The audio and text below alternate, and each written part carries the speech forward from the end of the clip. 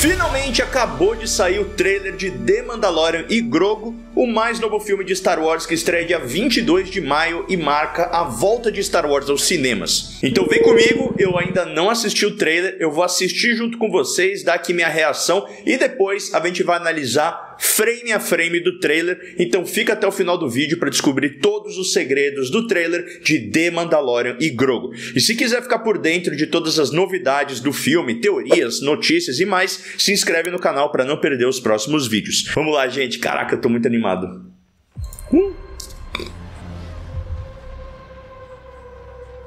Razor Crest de volta. Ai. Ele usando o binóculo, que da hora.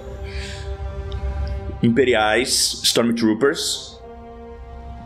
Anzeliano, da espécie do Babu Freak.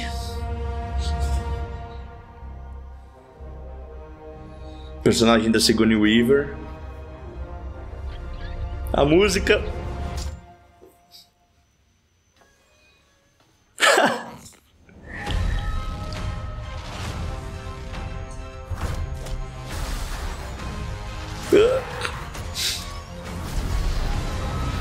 A música, velho, que da hora. Ai, ele nadando. Que isso, Zeb?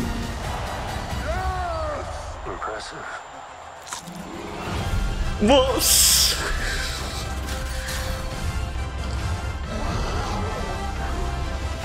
Meu Deus!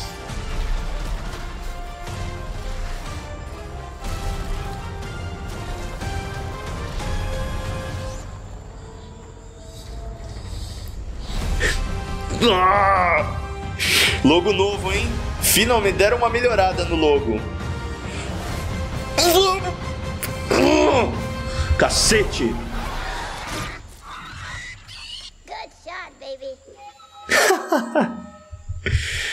Mano, velho, vocês não estão vendo, mas tá, meu olho tá lacrimejando, velho, de emoção. Star Wars de volta no cinema e com um filme divertido, sabe? Um filme aventuresco.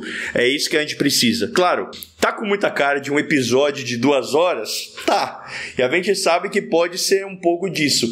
Mas a gente vai ter, pelo menos esse trailer mostrou muita ação. Obviamente, eles vão explorar muito essa fofura do Grogu e a relação dos dois. Ou seja, tudo que a gente gosta de The Mandalorian, parece que eles vão usar nesse filme. Mas vamos lá, gente. Eu acho que, assim, foi um trailer muito bom. Ele não dá muitas pistas sobre o que vai ser a história, mas a gente já meio que sabe e tem uma boa ideia do que vai acontecer.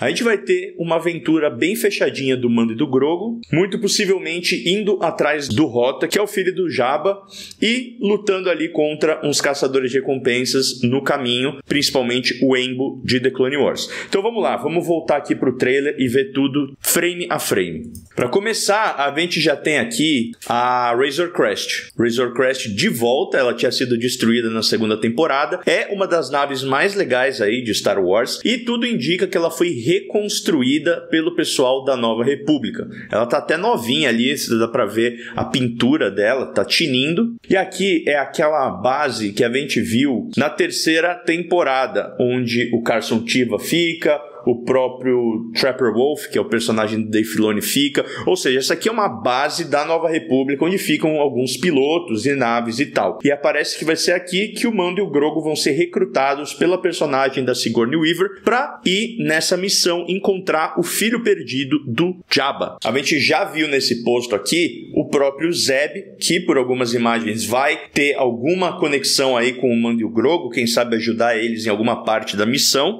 Zeb, que é um dos personagens mais icônicos aí de Star Wars Rebels, que agora é um piloto da Nova República. Então essa é uma amarração aí entre The Mandalorian e Rebels. Aqui, exemplos de momentos fofinhos do Grogu. A gente tem que sempre lembrar que esse vai ser o primeiro contato com esses personagens para muitas pessoas. Tem muita gente que nunca assistiu a série The Mandalorian ou qualquer outra série do Disney Plus. Então, The Mandalorian e Grogu, acima de tudo, ele é uma forma de apresentar o Grogu, apresentar o Mando, apresentar todos esses personagens do Mandoverso à grande massa, né, o mainstream de fãs de Star Wars que só acompanharam os filmes filmes no cinema. E, claro, a gente vai ter muitos momentos fofinhos do Grogu. Aqui ele tá usando um binóculo, provavelmente alguma missão em que o Mando e o Grogu vão ter que se infiltrar em uma base imperial. Pelo que parece, o planeta, meio praiano assim, parece muito com a base da Nova República. Pode ser que em algum lugar daquele planeta eles tenham descoberto uma base de remanescentes imperiais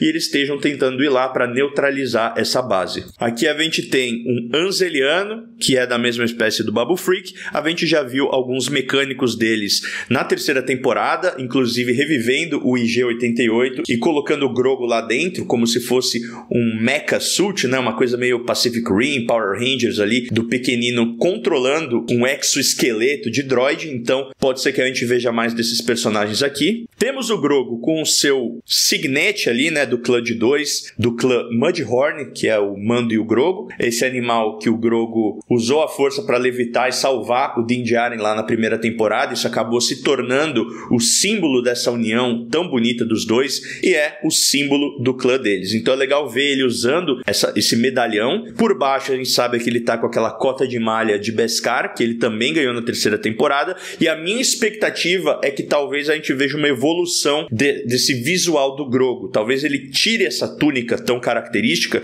e use só o Beskar. Acho que ia ser uma coisa um pouco mais tática ali pra ele, sabe? E eu tenho essa suspeita de que a gente vai ter uma mudança de visual no Grogu, porque vocês sabem que eles têm que vender bonequinho.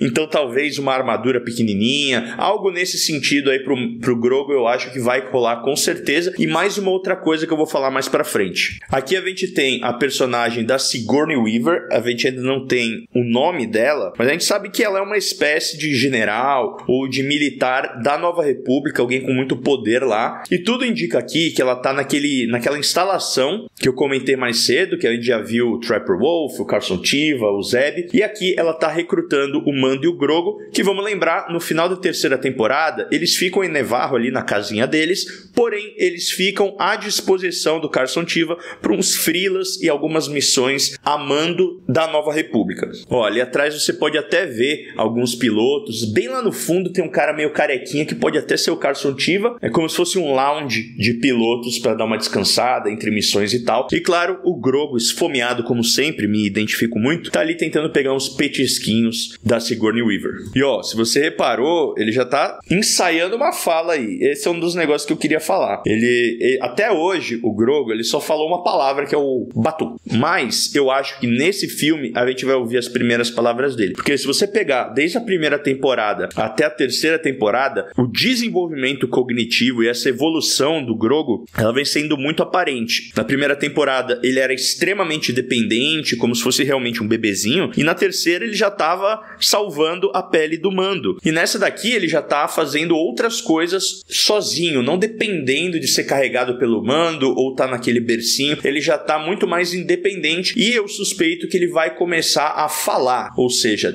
nesse filme eu acho que a gente vai ter as primeiras palavras do Grogu. E eu tô rezando para que seja papai. Meu Deus, acho que eu vou chorar de novo.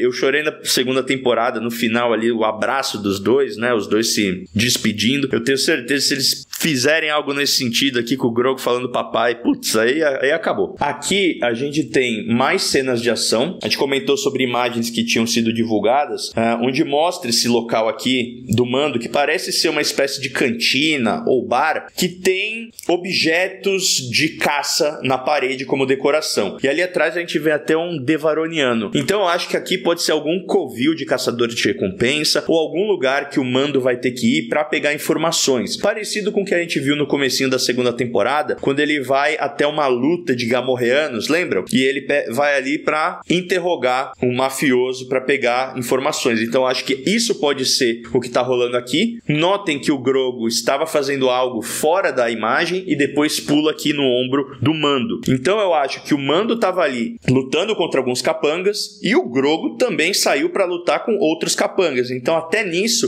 eu acho que eles estão dividindo a pancadaria comandaria aí o Grogu com certeza usando da força e tal. Então acho que ele vai ter também essa parte mais ativa na ação do filme. Aqui uma criatura, eu confesso que eu preciso dar uma pesquisada qual é essa espécie, mas ela me parece ser algo bem parecido com a Dianoga, sabe? Uma criatura aquática que fica ali em uma caverna e tal, com certeza algum problema aí para alguma missão. Mando e Grogu em perseguições espaciais sempre rendem excelentes cenas de perseguição, não poderia ficar de fora do filme, então esperem pelo menos uma ou duas sequências de ação envolvendo perseguição de naves. Essa daqui a gente tá vendo que tem a Razor Crest, mas mais pra frente tem uma outra nave onde a gente vê o Din Djarin e o Mando entrando, então quem sabe a gente tenha mais de uma sequência de ação. Aqui, aquilo que eu falei, né? O Grogu agora nadando sozinho, sendo bem mais independente também e fofinho. Aqui temos o Zeb Orrelios e note que ele tá usando um Electro Staff. Essa arma era muito utilizada pelos guarda-costas droids do Grievous, mas também sempre foi muito usada pelo Zeb, inclusive durante a luta dele com o Kallus lá em Rebels. Isso daqui tá um absurdo. Isso aqui tá uma fofura total. 3 Anzelianos numa speeder com aquela... Sabe aqueles carrinhos de moto que o Robin ficava do lado do Batman, na Batmotoca? É tipo isso.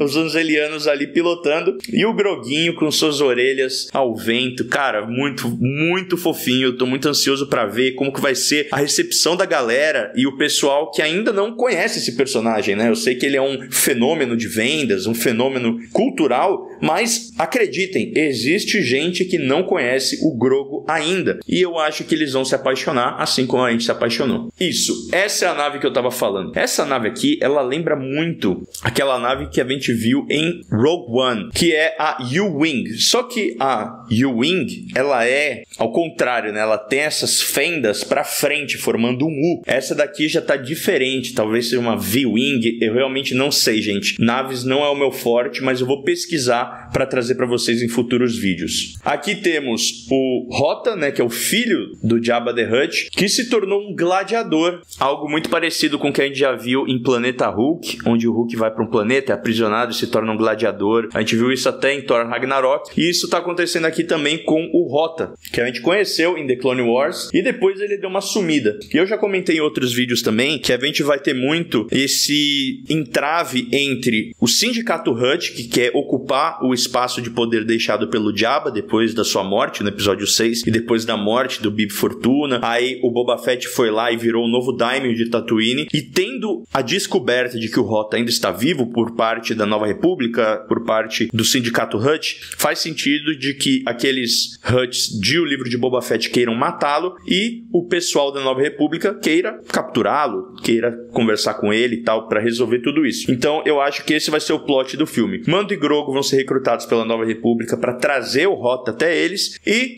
o Embo e outros caçadores de recompensa irão ser contratados pelos Hutts para matar o Hota. O Mando soltando um impressive, né, impressionante, uma fala muito parecida com a do Darth Vader em Império Contra-Ataca, e o Grogu se deliciando aqui no Mantle Mix, que são essas pipoquinhas vermelhas se esbaldando. Só come esse bichinho. Aqui é interessante. Aqui eu suspeito que seja o Mando lá em Nal Hutta, que é o planeta dos Hutts, e é o local onde eles fazem todas as reuniões do Sindicato dos Hutts. Inclusive, a gente pode ver aqui nessa porta a insígnia do clã Dejarik, que é o clã do Jabba e que é responsável aí pelo Sindicato dos Hutts, que, para quem não sabe, eles controlam grande parte da Ordem Exterior. Ou seja, eles têm muita influência e muito poder nessa região. E é algo que, desde a época da República, da época do Império e também da época agora da Nova República, eles são meio que uma máfia ali que são donos de uma parte da galáxia. E nesse planeta pantanoso dos Hutts é onde a alta cúpula dos Hutts se reúne para fazer suas reuniões.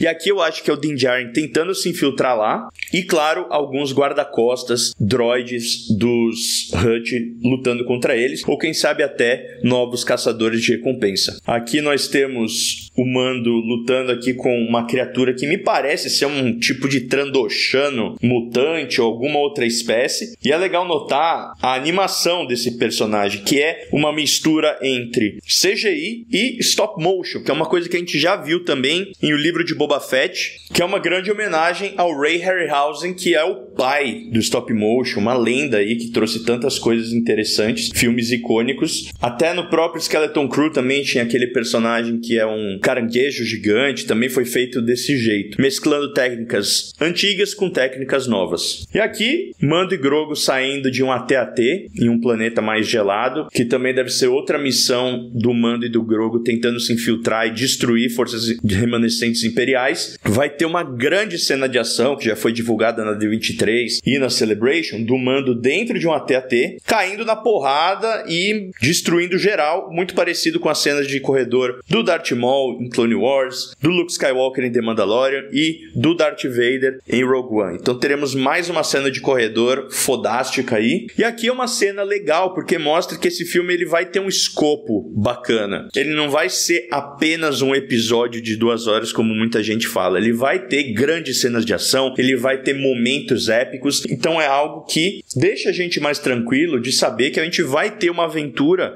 à altura do cinema de The Mandalorian. E aqui o novo logo do filme, né? A gente sabe que o filme já teve, se eu não me engano, 3 ou 4 logos, todos horríveis, diga-se de passagem. Eles tinham um grande problema que era, eles pegaram o logo que já existia de The Mandalorian e tentaram adaptar e enfiar o Grogu. Só que não ficava nem um pouco harmônico, e eles tentaram de um jeito, tentaram de outro, e não tava pegando. Dessa vez eu acho que eles resolveram de uma maneira bem melhor. É um logo que ele foge bastante do que a gente tá acostumado com Star Wars. Ele tem uma cara muito mais de Indiana Jones. Inclusive o pôster também foi liberado hoje e tem essa pegada clássica de Star Wars de trazer o pôster em ilustração, porém é um pôster que também remete muito mais a Indiana Jones, o esquema de cores, uma coisa mais clara, e o logo aqui também fica muito nessa pegada. Dito isso, os pôsteres de Indiana Jones, eles querem trazer o quê? Uma vibe de aventura,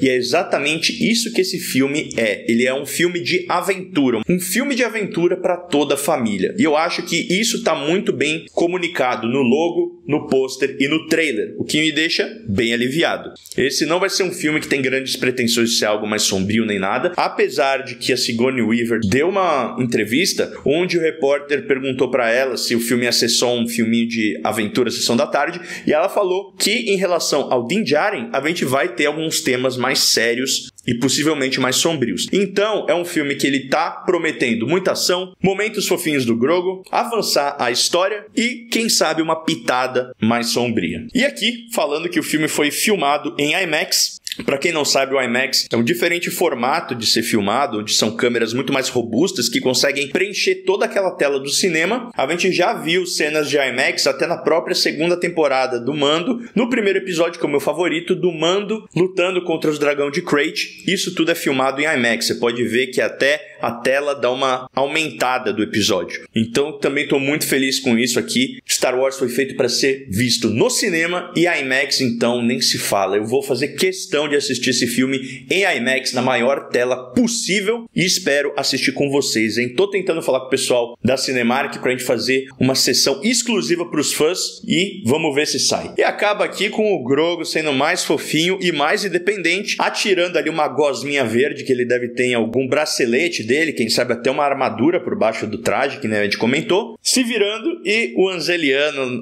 falando, bom tiro, bebê. Cara, sensacional. Em preparação pro Dia das Crianças, a Hixforge está com uma promoção imperdível. A partir do dia 20 de setembro até dia 31 de outubro, o site está todo com 5% de desconto e na compra de um sabre NeoPixel, você pode adicionar ao carrinho um sabre infantil Youngling V3 com 40% de desconto. Além disso, quando você for comprar o seu sabre NeoPixel, você pode usar o nosso cupom, que é MANDO, para garantir mais 5%. E se você quiser fazer o pagamento no Pix, você vai ter mais 5%, totalizando 15% off na sua compra. Então já sabe, se você quiser garantir o seu sabre de luz e de quebra o sabre de luz do seu pequeno Padawan, corre agora para o site da Hixforge, escaneia o QR Code aqui ou clica no link da descrição e corre antes que a promoção acabe. Mas voltando, animado. Gente, esse trailer me deixou muito animado, espero que tenha deixado vocês animados também. Hypem esse vídeo, por favor, deixem o like para que essa análise chegue em mais fãs de Star Wars e até gente que não conhece The Mandalorian, para que eles já fiquem sabendo e a gente tenha